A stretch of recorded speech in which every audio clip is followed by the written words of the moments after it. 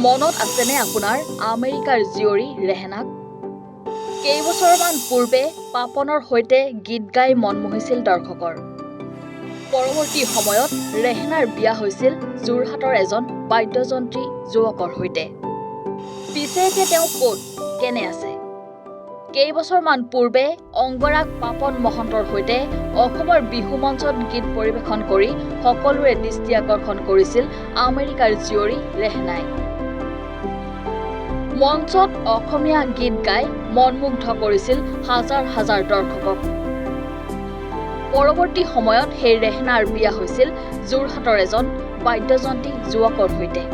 তেওঁলোক বৰ্তমান আমেৰিকাত থাকে আৰু সময় পালে আহে যোৰহাটৰ ঘৰলৈ। বৰ্তমান 4 মাহৰ বাবে ৰেহেনা আহিছে যোৰহাটৰ স্বামীগৃহত। লগত এটি 4 বছৰীয়া কন্যা। সেয়েহে ঘৰৰ ওচৰৰ এটি চৰকাৰী অংগনবাড়ী কেন্দ্ৰত তেওঁ কন্যা শিশুটিক অসমীয়া শিকিব দিছে।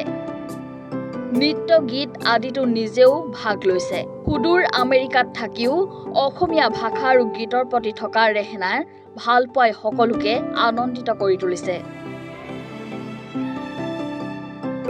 ষ্টুডেণ্ট আমাৰ আছে 15জনটো মোৰ হলি ৰেজিষ্টাৰত আছে।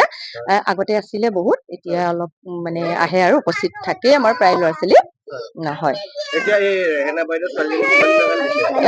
তেখেতে কৈছে যে মই এপ্ৰিললৈকে আছো আৰু বাইদেউ এনেই ঘৰত থাকিও ভাল নালাগে বা তাইও অসমীয়া মানে শিকিব বা লগৰ ল'ৰা ছোৱালীবিলাকৰ লগ পাব আৰু সেইকাৰণে মানে তেখেতে খুব আনন্দ মানে শিশুটিক মানে লৈ আহিছে আৰু অসমীয়া মানে যিটো আমাৰ মাতৃভাষা বিকাশৰ কাৰণে তেখেতে লৈ আহিছে আৰু আমাৰ মানে খুবেই বেছি ভাল লাগিছে। প্ৰথম দিনা যেতিয়া আহিছে আমি মানে খুব বেছি ভাল পাইছো আৰু দিয়কচোন।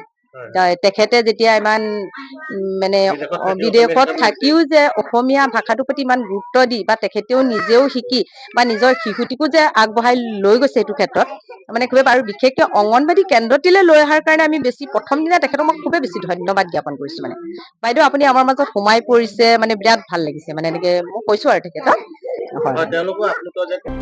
যোৰহাটৰ পৰা কংকনজ্যোতি শৰ্মাৰ ৰিপৰ্ট, এনি ভাৰত 24।